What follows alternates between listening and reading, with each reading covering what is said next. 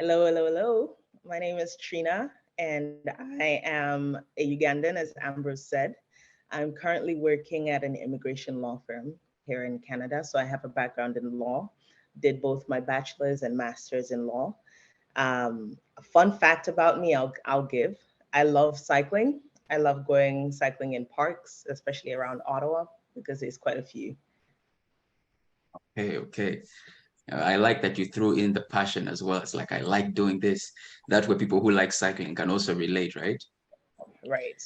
Yeah, so let's just get direct into the episode. The first thing I would like us to talk about is why you chose Ottawa over every other province that is in Canada to study in.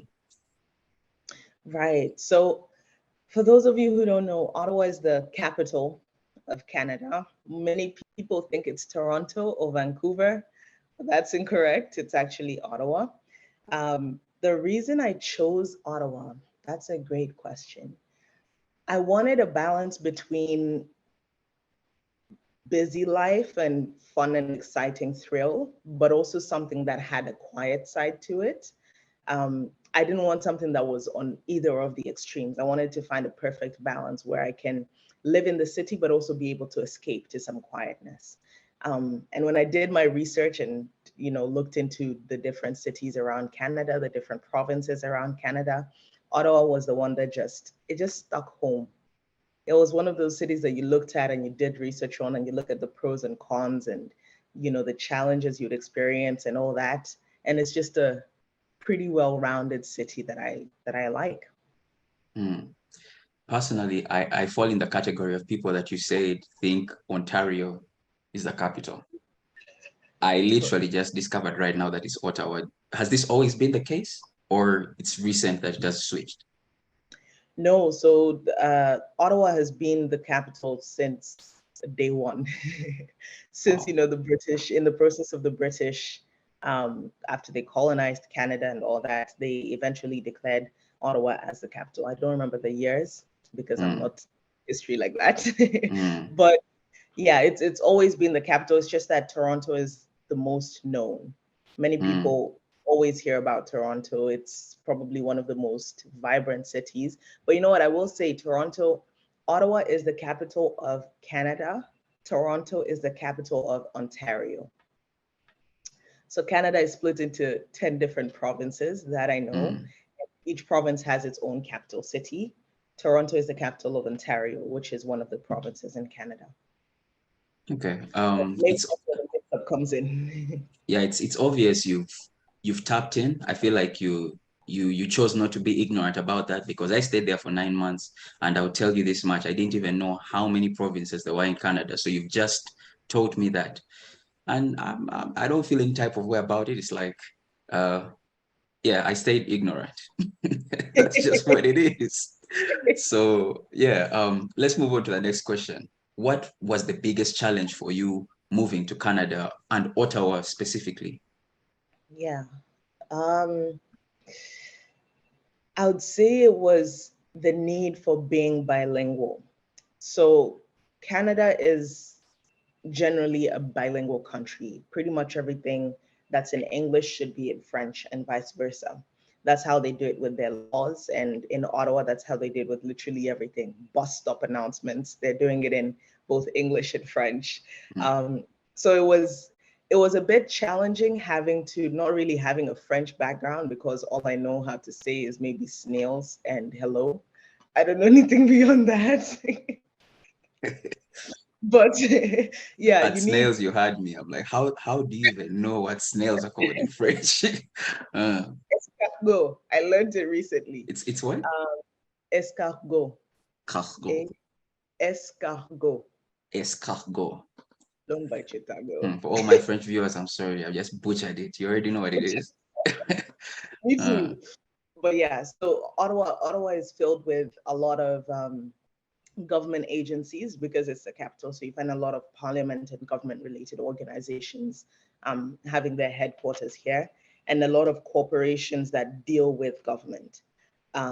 So in order to, for example, work with these people or even interact, because since majority of these corporations are government related, obviously the employees are going to be government employees that predominantly live in the city.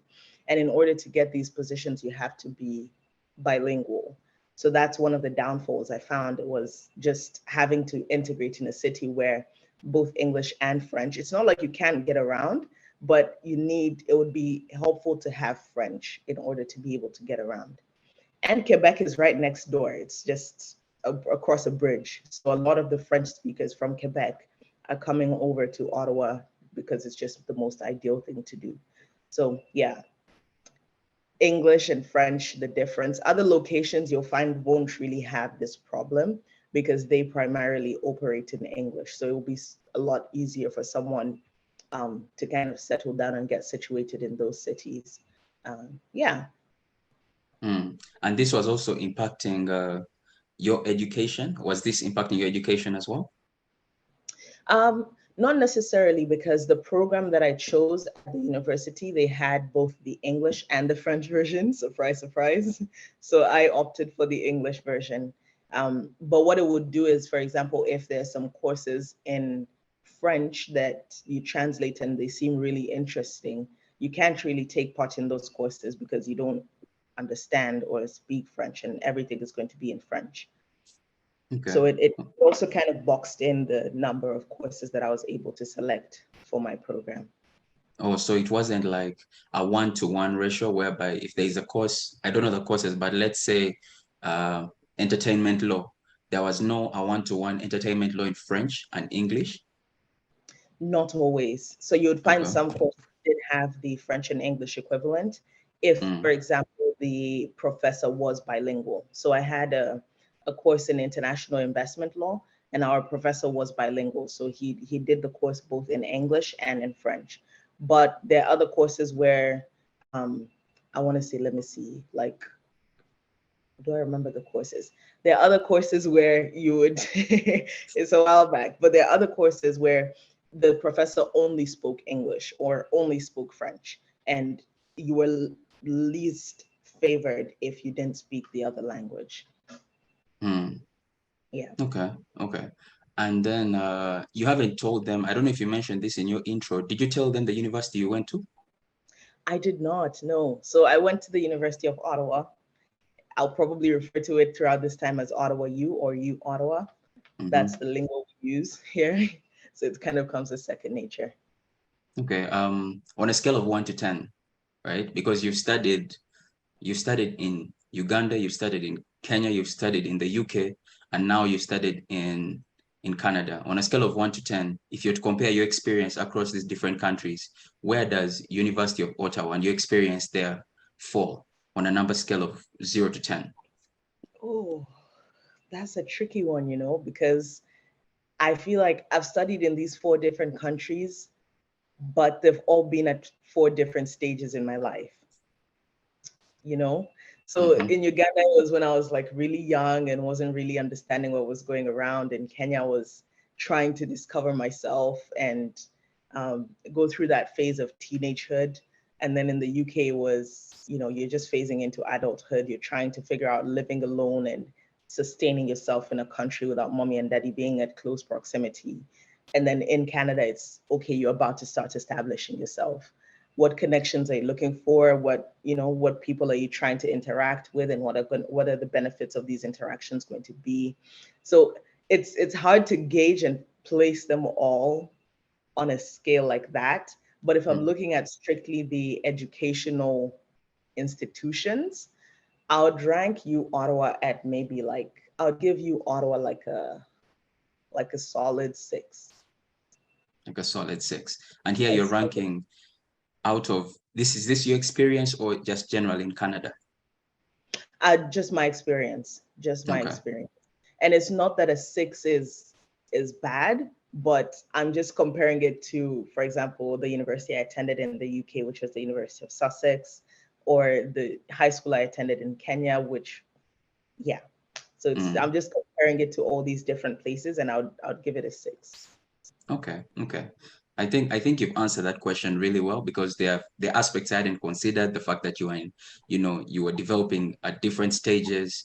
Probably the right question would have been to compare your university experience in general, like from the UK to Canada. I don't know if you would mind doing that. Not at all. So, my university experience in the UK was full of fun. You And are that was, I chilling, huh? guess, I was living a good life, especially the first line, first year. Uh, life has I was changed. like, you know what?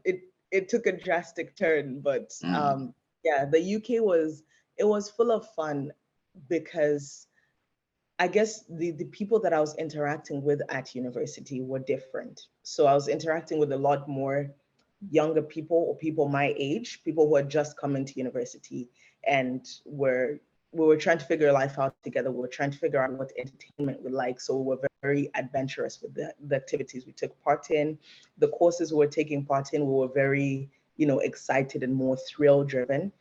In Ottawa, it's been the courses that I was taking, we've been a mix. So you'll find people that are, for example, 45 years old who have already a career going for them and they're just coming to get a master's or a bachelor's degree in law and then go back into the field. You'll have parents, you'll have people who are on the younger side as well, like me. So it's been a bit of a mix and predominantly book driven.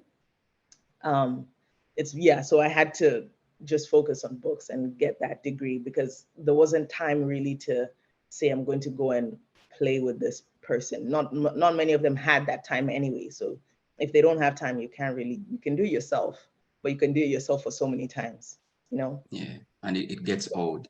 So, yeah, you haven't really given us a scale, but I feel like definitely you explaining and expounding is a good thing because it gives us more than just a number. There's little people can tell from a number, so I appreciate that. Yeah. Let's speak now to the diversity in Ottawa. So I'm sure you've traveled around because we have an aunt in Toronto. You've been around Canada, certain places. If you were to compare the diversity that you've noticed, and probably maybe even from research, you being in the working for an immigration firm probably has given you a bit of insight on that. How would you rank the diversity in Ottawa in comparison to other places in Canada? Yeah. Um, Ottawa it has a mix. So it's a pretty diverse city. If I'm comparing it to, let's say, Toronto or Vancouver, it's not as diverse. Toronto and Vancouver are like the places that everyone instinctively gravitates to, be it whatever race, whatever cultural background people have. Most people will instinctively gravitate towards those two cities. But in comparison to, let's say, Edmonton in Alberta or Saskatchewan or Nova Scotia, Ottawa is definitely a lot more diverse than those three provinces and cities. You'll find there's there's a mix of cultural backgrounds. So you're not going to find predominantly people from one cultural background. You'll find the Hispanics, you'll find the Indians, you'll find the Nigerians, you'll find, the East Africans, you'll find there's a huge range of people that you'll find, the Chinese, the Taiwanese. It just varies. And you can't really, there's no day that goes by where you don't see at least five people from completely different cultural backgrounds. Okay. And that's Okay. working a 9 to 5 job kind of thing. Mm. Yeah. All right. Okay, that's now on a more diverse scale. Like when we're talking about different, like we're talking about Africans, we're talking about Asians, we're talking about Europeans, that's in general. But now I want us to narrow down and talk about uh, people from Africa or people of darker complexion. Would you say there are many of them in Ottawa in comparison to other? Um, Not necessarily. I would say there's certainly a population of us here, but it's not as big as Toronto, for example. I'll compare with Toronto because it's the one close by. Um, in Toronto, you'll find pretty big Ugandan communities or Kenyan communities or, Tanzanian communities, Burundian, Ethiopian communities. They're pretty big there. But here it's almost like half a quarter of that quantity in Ottawa. You're not going to find that many Ugandans. I think I've been here for going on 2 years now, and I can count probably on both my hands the number of Ugandans that I've met. And I think I can count on one hand the number of Kenyans that I've met. So it's not like you're going to find them easily. They're there, but it's not like on a daily, day-to-day basis where you're going to interact with them. I mean, we must also factor in the characters, or the behaviors of people generally, right? There are people who just don't like being out as much. So there may be a lot of people, but people who like to stay home, or people who keep within their circles. So they are not putting themselves out there as Yeah. much. But that's really, it's not factual. It's just there, Yeah. I certainly So fall into the category of just staying within my bubble. I'm not exactly. one, yeah, I don't typically go out and interact with that many people. So hmm yeah. Yeah, but it's all good. I still feel that's valuable for the audience. The next thing I would like us to talk about is expenses. Now, I know I didn't send you the document, because what we did, this is now to our audience, what we did was I prepared a document of questions, certain things that I would like to talk about to Trina. And yeah, I shared it a long time ago, but then it had been a while before we came around to shooting the episode. And I just sent this to her today morning. So she's I want to thank her for being a real sport and coming on impromptu, coming on and allowing me to ask her these questions. So take whatever she's saying with a pinch of salt. Probably later on we shall better plan. And yeah, all I want to say is, if you have some questions that you want me to be asking her, we're going to have different guests on. I have a few other family members that are going to Canada to study as well that we shall have on. Drop your questions in the comment section. Let me know what you feel maybe we could have expounded on, and we might do an episode on that. I just want to become more consistent with putting out this content for you guys and trying to help you guys out on your process as well. So now let's talk about expenses. Let's talk about, we're going to categorize them in, household, which is the food, clothes, and then entertainment, right? Mhm. And probably if you have another category, you could let me know, because those are the two I was thinking about: household, and then I don't know why entertainment is what I chose, not outdoor, but it is what Entertainment it is is. it covers it all. Okay. So household, entertainment. For household items, I don't know, do you keep a budget? Do you? I do. I have Mm, to for my sanity. yeah, For my sanity, I have to have a budget. Your household expenses will vary mm, on the lifestyle that you choose to live. I personally, I don't spend that much on my groceries. My groceries take about $200 to $250 in 1 month. that's Um, Canadian, by the way. that's Canadian dollars, yes. So Mm, they take about $200 to $250 in 1 month, but that's because the most of the food that I'm eating is easily accessible in grocery stores. So I can easily go to Walmart and be able to get all the food that I typically cook for the week.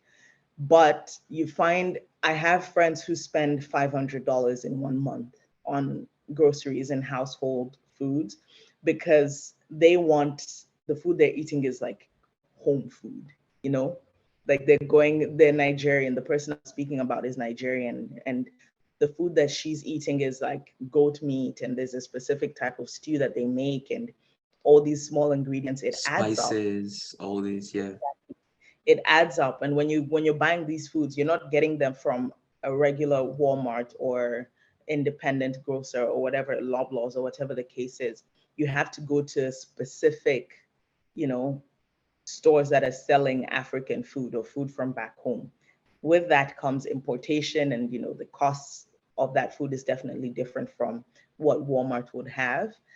So it varies. It honestly depends on the expense and the type of lifestyle you choose to live. If you're also someone who cooks different meals on different days, then your grocery bill is definitely going to go up. I don't. I usually just prefer bulk cooking and then just packing for the week. It just saves me a bit more time because my schedule does get quite busy.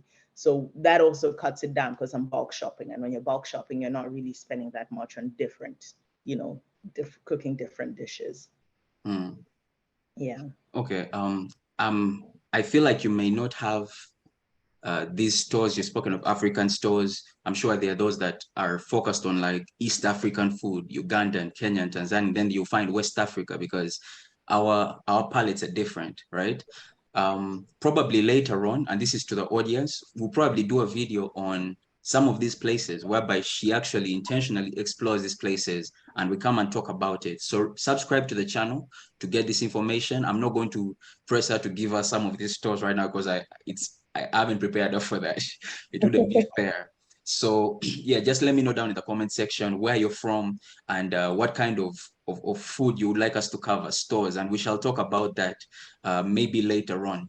So in terms of entertainment, probably what you can tell us, I know you've talked about cycling being one of your favorites, but I know a lot of people, some of the forms of entertainment that cut across are like cinema or, you know, things like maybe going out to party or a club or a pub or something like that. On average, what do you spend on entertainment a month? On entertainment, I would say it depends on the month, but on average, I'd give myself maybe like $100 to $150. And it also depends on the type of lifestyle you're living, because Canada sometimes, or Ottawa in general, is sometimes misconstrued as the city that fun forgot. So a lot of people think that there's not that much. It's a term that a reference that people that live here are like, we do have a couple of fun activities that you can do. It's not in comparison to Ottawa, to Toronto, but we have some fun things that you can do here. If you're someone who, for example, is looking for clubbing, going like partying on the weekends and ever so often, I would say Toronto might be a better place to do that, because Ottawa is, as I said earlier, it's a predominantly government employee city. With that, you can't expect there to be that many nightclubs. There's only a handful of nightclubs here. And a lot of the students, party at home. They have a lot of their parties at home. Not most of them won't go to nightclubs. So, you're not spending much money on going out to clubbing and, drinking and pubs and all that. Most of the time, if you're spending it on the cinema is not that expensive. It's pretty affordable, except the food. The food is so expensive. So But the cinema tickets, you find your ways. fool. Find your ways. Oh, I'm Don't sensing say that. something. That's not what I told you. I'm not going to throw you under the bus. Let's go. Read between the lines. Yeah, so cinemas, it's not as expensive to get the tickets, and there's ways around it as well, around getting the tickets. For example, this might be a tangent, but for example, the Scotia Bank Arena, which is one of the pretty big cinemas here, if you have a bank account with Scotia Bank, and we'll dive into that, I guess, further down the line. If you have a bank account with Scotia Bank, you earn points. And with those points, you can use them to purchase a ticket at the cinema. So just by simply grocery shopping for 2-3 months, you get points and you can go to the cinema and not really spend a dollar out of pocket, because those points will be sufficient to buy you the ticket. So there's different ways to cut back on the expenses, but on average, I'll say look at 100 to 150, including going to restaurants with friends. But there's also like a lot of activities that you don't really have to pay for. So there's like outdoor activities. Ottawa is full of like festivals. Throughout the year, there's always some sort of festival going on, be it whether it's like a small street festival or it's like a nationwide festival. So we have like, specific to Ottawa, we have the Tulip Festival, which is usually in the summer. We have Canada Day. We recently just celebrated Canada Day, which Ottawa has I think one of the biggest celebrations in the nation. Or there's like Winterlude in the winter, where you're like carving ice, and all these forms of entertainment. You don't really have to pay. You're just showing up and still getting entertained. So there's ways around it. There's ways to have fun and save on the pocket as well. I guess it also depends on the season, because being from this side, sure, we have rainy, sunny. I feel like those are the two that register the most in my mind. It's just like it's either shining, it's raining, or it's cold. right? Yeah. Cold, warm, like just plays around that. It depends on the season, and maybe costs will rise with the season or change with the season, right? Excuse me there, will change with the season. But myself as well, having lived in Kamloops, Kamloops is in British Columbia, one of the activities I enjoyed doing was hiking, right? It's a place that has many hills, it has many water bodies, and it was free to go to over 200 water bodies in Kamloops. So you would go and just sit by the beach and chill out, do what you need to do, go hiking, and that was all free. So it depends on the kind of person you are. Clubbing was also there, but it all comes down to you and your personality. So thanks for that breakdown. The next thing I would like us to talk about is student employment opportunities. You just graduated recently. Woo! I want to put like stuff on the screen. I don't know. If I don't put this is the, she just graduated recently. So yeah, I'm proud of this girl, man. She's just done her master's, she's finished it, graduated. She definitely went through the process of looking for a job as a student, right? She was working as a student and now she's finished school and she's got a job. So we want to talk about student employment opportunities while you were in school. What were some of the most popular ones, and what are some of the challenges you faced while going through this process? Yeah. So a lot of the student jobs that you'll find are very like small. You won't find many people working in formal employment per se. You'll find them working in the malls, for example, because it's working in a store in the mall is more friendly to your study schedule. So you can kind of get your hours tailored to when you have classes and when you don't have classes, and the days that work best for you, where you're able to work the most hours, obviously staying within the limits of the Canadian government. So yeah, a lot of the places you'll find is like sales associates in the mall. I worked as a sales associate and a cashier in the mall at a store called Zara. You'll find, for example, people working in like restaurants as servers in the restaurants, or as cleaners. It honestly varies, but it's nothing like formal or ground employment, mostly because a lot of organizations don't want to take on students before they've finished their degrees. It's very rare that you'll find an organization or an institution taking on someone who's like halfway through their education program. Now, that's not to say that it's not possible, because some people, it depends on your luck in that moment, or maybe if you're targeting an organization, I would say apply towards the end of your study program. But most of the employment you're likely to find available to you as a student, if you're coming here to study, is in the mall or in a restaurant as a server, or at a pub as, a bartender. Yeah. And the challenges, common challenges that you've realized from this. Um, one of the challenges is that most of the employment that students get is seasonal. So you'll find, for example, in the summer, the jobs are a lot more. The summer, I'm talking, let's say July to August, June, July, August. There's a lot more people that are hiring, a lot more organizations and companies that are hiring, and in the winter as well. So we're looking at like December, October, November, December.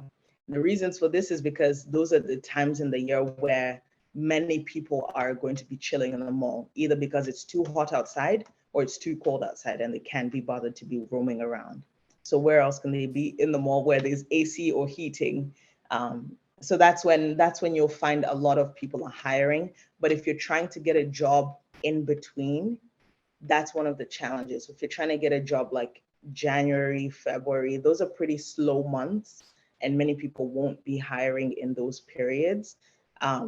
So yeah, it just depends. And sometimes you find if they hire you, they're only hiring you for a specific amount of time. So they'll hire you in September and say your contract is only for 4 months, September, October, November, December, because that's when we need people the most. And then you're kind of put aside for January, and then you have to reapply in June. So that's the challenging part, is that a lot of it can be seasonal based employment. Okay. And the fact that it's seasonal based, have you had friends, first of all, who have gone through this, that you are having like a relationship where you've had conversations about this? I have, yes. So it's quite challenging. I was fortunate not to really go through that because Zara employed me from the beginning until I put in my resignation. But I have friends who go through the seasonal employment. You just have to be able to plan properly. So if, for example, your contract is from September to December, one thing they did was around November, they started looking for other opportunities, something that could push them January until April, probably January until May. And that would be maybe like as a restaurant or as a dishwasher in a restaurant. They always need dishwashers. So getting a job as a dishwasher or as a cleaner of some sort, just to kind of push you through those periods, and then you can go back into the retail if it's something that you want to do. Okay, so planning forward and knowing the kind of job you have is what I'm getting, and I'm under the impression that the employer lets you know. I don't know if I'm wrong. Do they let you know that this is just a few months, probably 2, 3 months? They tell you, huh? Exactly. They'll typically Okay. tell you. If you're going and applying in person, they'll tell you in person that it's just a seasonal job. The contract that you'll be signing will just be for this specific period. Um, Sometimes they'll tell you with the possibility of extension. If they say that, then cross your fingers and toes that it will be extended. You may not really need to look for other jobs. But in the case that it isn't, they'll give you a heads up that it's just for 4 months. And if you take it on, you take it on with the knowledge that it's just for the 4 months that you've been hired. Hmm. One thing I can say in regard to that, I worked in Canada as well. When I was a student there, I was a janitor. So I was cleaning, I cleaned Walmart, I cleaned Superstore, but I was stationed at Walmart for most of my tenure that side. And what I can tell you is being a janitor is kind of, it has longevity with it, mostly as a student, right? Because people, they miss days, they give you more work. Like if your friend misses or your coworker misses a day, they call you and are like, are you able to fill the spot? And they'll pay you for that. Or you can also decide to take a break and you still have your job. I feel like it has longevity, mostly if you're a student who's there maybe for 2 years, 4 years, it may make sense for you to consider being a cleaner. Now, it's not for everyone. Um, it can be a bit tasking on the body, but you get used to it. I remember my hands had become very rough by the time when I was working there. Like I had some real calluses when I was working as a janitor, but after some time, your hands stop hurting and it just becomes normal for you, right? So yeah, that's another option to explore. Now let's jump into post-graduation, right? So how did you go about that process? First of all, let's go through the emotions of you finishing, and then I know you went through a situation where you had to leave your job. You were finishing school, you needed to focus, and now you had that pressure of I don't have a job, I need to find one in order to stay here and work on my permanent residence and all that. We shall talk about that in later episodes. But what were your emotions? I want you to share with our audience what your emotions were around that time and how you managed it before we get into talking about how you got your job after. Yeah, it certainly was a scary period because it was filled with so much uncertainty. Um, I knew at the time that I wasn't in the place to get a job because I had so much on my plate with school. But I also knew as soon as I finished school, I need something to do. So I was kind of caught between a rock and a hard place because I needed something to do once I finished, but I can't do anything now, which would aid my transition. So it was scary. It was, but I had to think outside the box. I had to think what's one way that I don't have to give a lot of my time to an employer and still be able to focus on my books. So it was scary, but I had to think outside the box. I was able to think outside the box and look for example, volunteer opportunities, which are a lot more temporary and not time demanding. So I can choose if I'm providing 8 hours in my week. I can say I'm only working on Wednesdays and that's it. And they'll be okay with that.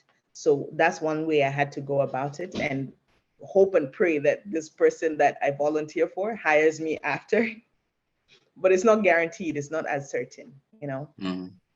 So it was Yeah. So strategic, like you doing that. And then this volunteership, because when I hear volunteer, I don't think payment. So it was free. It right? was basically free. Damn, for 8 hours. I mean, she's really telling you what it takes. I'm glad that you're not even sugarcoating it. It's like, yo, I volunteered at these places, at this. And when you were choosing volunteer sports, what was your thought process? Were you thinking, okay, I'm about to finish. This is the field that I'm in, because she did a master's in law. I guess she'll tell us the specifics. Me, just call it law, period. Um, like, what were you thinking when picking volunteership? Is that a word? That's crazy. Mhm. Volunteer opportunities. It's a word. I don't know. Hey, I'm sorry if it's not a I think word. so. Sorry, teacher. So uh, when you're choosing these volunteer opportunities, what was your criteria? Yeah, I definitely needed something in my field, because I knew what I needed was something that would strengthen my Canadian experience in the legal field, and increase the possibilities of employment, because the end goal is to be a lawyer in Canada. So I have to now work. The first year that I was here as a student, I was just like, I need survival. I need to just be able to sustain myself and pay for different expenses that I have. But after I quit that job, I was like, I need to now start building towards becoming a lawyer in Canada. What does that entail? Intentionally seeking out opportunities in law firms, or an organization, but in the legal department of that organization. So I had to be very intentional with that. Mm, Yeah. sorry, let me just cut off the volume here.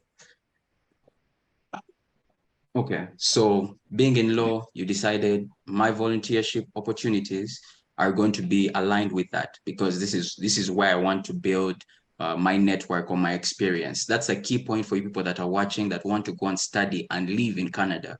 Once you're finishing, let's say you're looking to volunteer, you need to think about things like, what am I going to do after this? Does it align with my program? When I was applying to go study in Canada, before I went there, I was denied my visa twice. Reason being that I was choosing a course that was not aligning with what I did for my bachelor's, right? I did a bachelor's in international business. When I was going that side, I was applying for something totally different.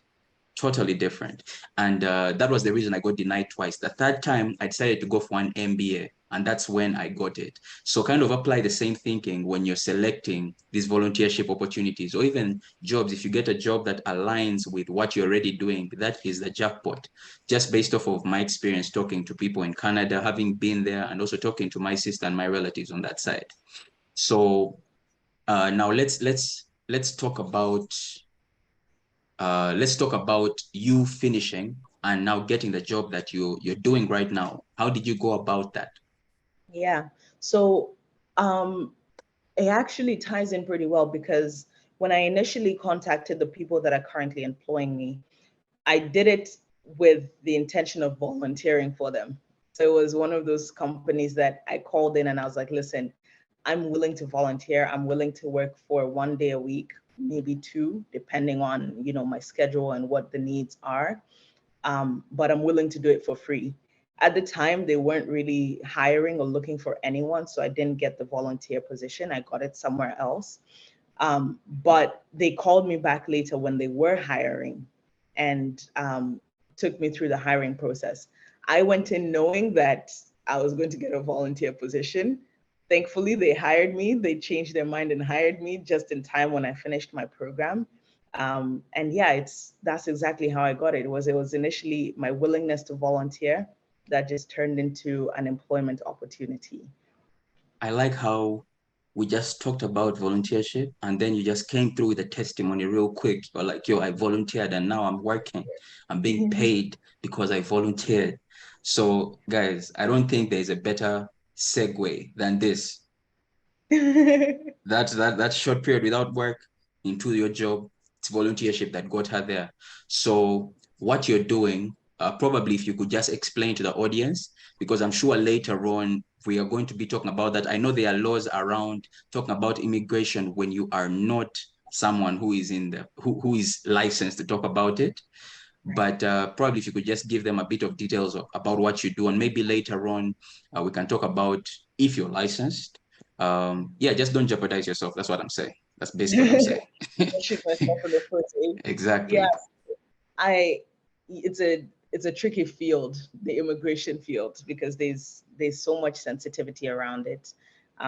But just as an overview, I work with an immigration law firm here in Ottawa.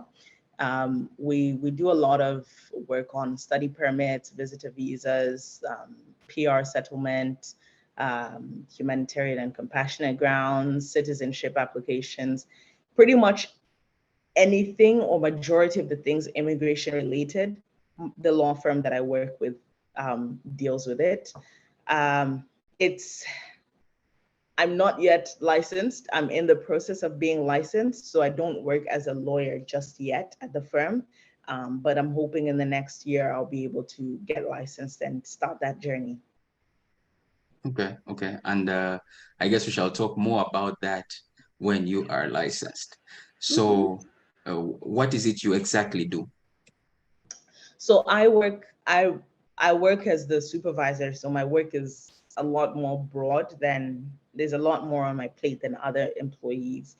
But generally what we do is receive client files from the lawyers based on their intake, and then we assist the lawyers. We work in the direct supervision of the lawyers to collect documents from the clients and review these documents.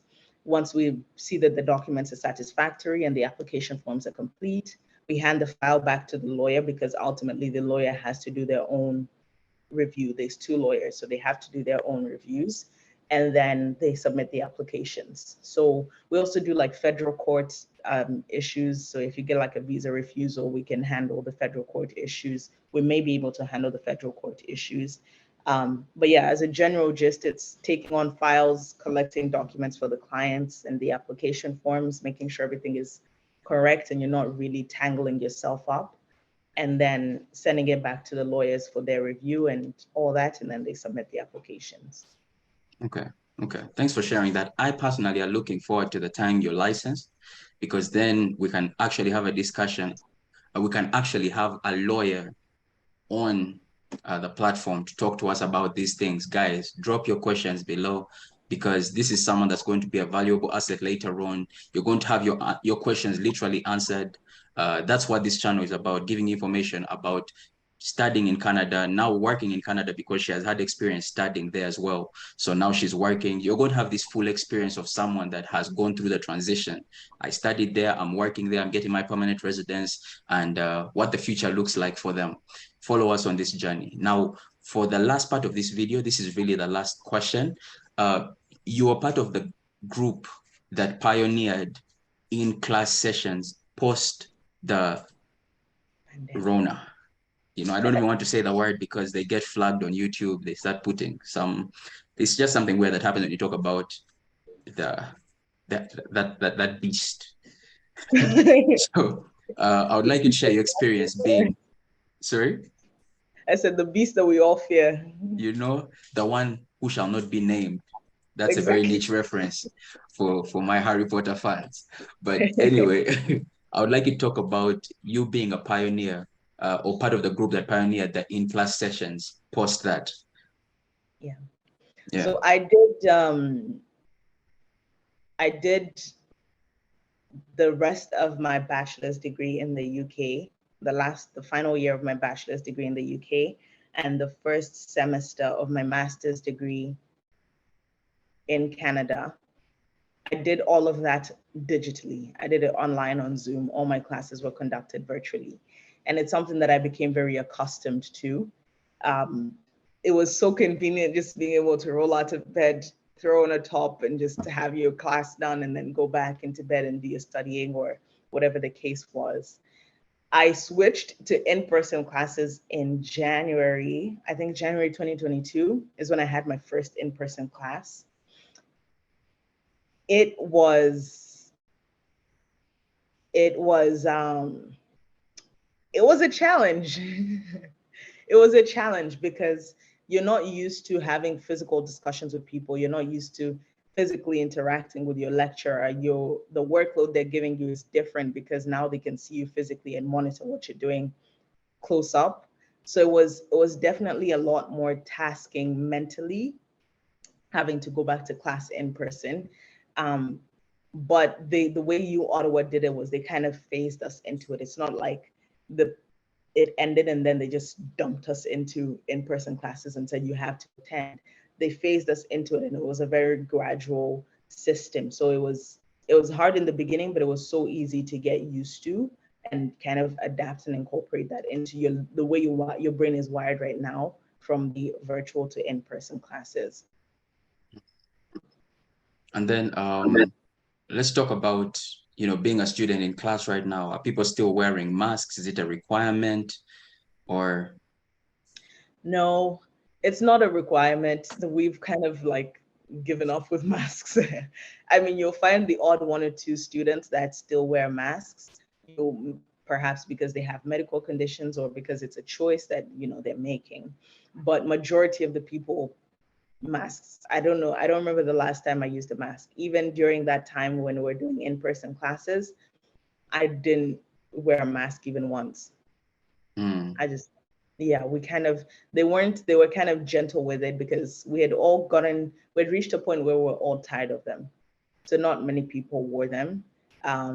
And to date, I don't see many people wearing them. When I happen to be on campus, I don't see many people wearing them at all. Yeah, that's true. That's true.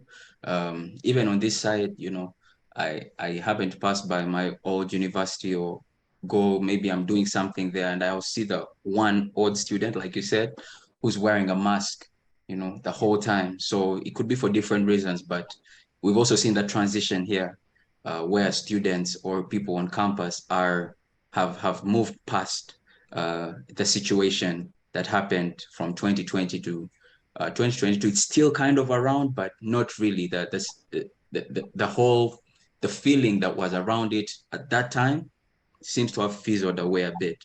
The tension and all that. So I take it that's probably the same thing that's happening in Ottawa and Canada in general. But yeah, that's really good to see, and thanks for sharing that. For students that are watching this, you shouldn't be worried about what's going to be happening in your classes because things seem to be back to normal, according to Trina. Probably on a finishing note, I don't know, do you have something to tell our audience, this being your first time, and just literally anything? What do you have to say to them if you have anything? Putting me on the spot, Mr. Sir. I'm sorry. I would say be adventurous and explore. Where you can avoid it, I would say try going to a different city. I know a lot of people instinctively gravitate towards Toronto, but don't be afraid of the different cities in Canada in general. If it's something that interests you, just explore it. That's exactly what I did. The first place people were telling me to go was Toronto because, you'll fit in a lot better and you'll have a better community around you and all that. But I was willing to kind of step outside my comfort zone and what everyone else was telling me. And I found a place that I love a lot more than I would have loved Toronto. For the times I've visited Toronto, within 3 days, I'm like, I need to go back to Ottawa because I'm more sane here. I'm more at peace here. So explore the different cities in Canada. Canada is massive. It's a massive, massive country. It's not just Toronto or Vancouver. Explore different cities, find out what they're all about, and see the one that suits you best and go with that. Okay. And with that, we come to the end of the episode. See you in the next one. We haven't yet figured out a schedule or schedule. I don't know. We haven't figured out where we are going to do this, but just stay tuned. Subscribe to the channel, click the notification bell, and you'll definitely keep getting these valuable episodes. Let me know in the comment section if you have any feedback, if you have any questions. Again, we're going to be answering your questions directly. So for a chance to be featured in the video, drop a comment. Until next time.